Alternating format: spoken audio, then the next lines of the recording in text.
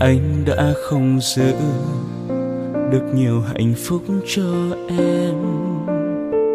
Nhiều khi giận nhau, nước mắt em cứ rơi thật nhiều. Anh xin lỗi em, hãy tha thứ cho anh lần này. Đừng rời xa anh, em nói đi, em rất yêu anh. Nhưng ngày cuộc sống không như anh đang ước mong, của một tình yêu sẽ hạnh phúc giống như bao người. Một người yêu em đắm say, một người bên em mỗi khi. Mà giờ đây nước mắt anh đã rơi rồi. Thật ra anh đâu có muốn chia tay như vậy. Người yêu em ơi, anh lại nhớ em đang ở đâu. Bàn tay nhỏ bé, khuôn mặt ấy sao lại đổi thay để anh nơi này. Ngoài trời mưa cứ rơi lặng thầm, chỉ còn riêng anh.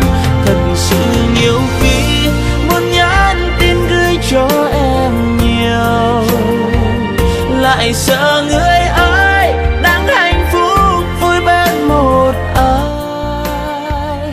Tình yêu đã chết, hãy người giữ mai này chúng ta có duyên gặp lại. Thì anh vẫn luôn luôn yêu em như lúc mới yêu.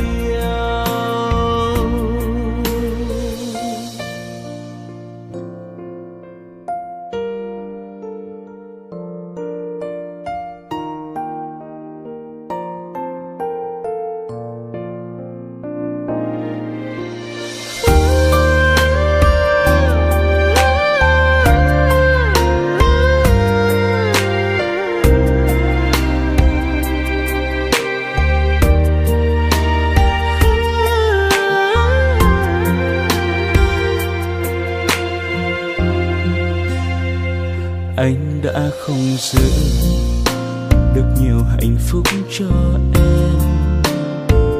Nhiều khi giận nhau, nước mắt em cứ rơi thật nhiều.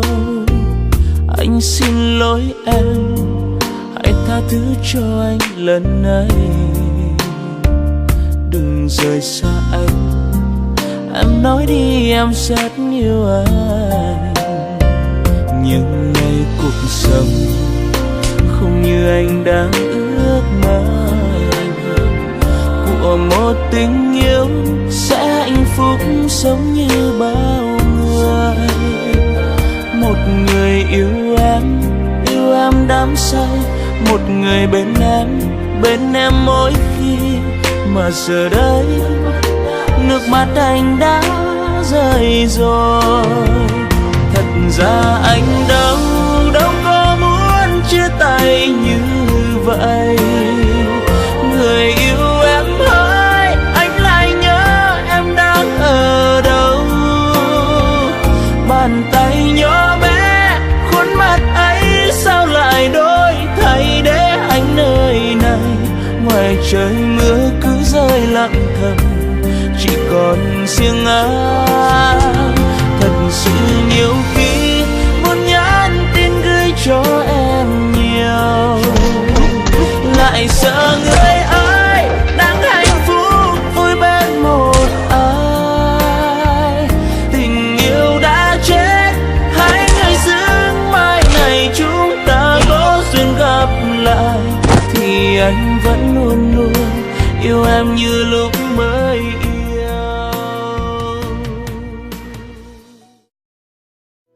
Thật ra anh đâu có muốn chia tay như vậy.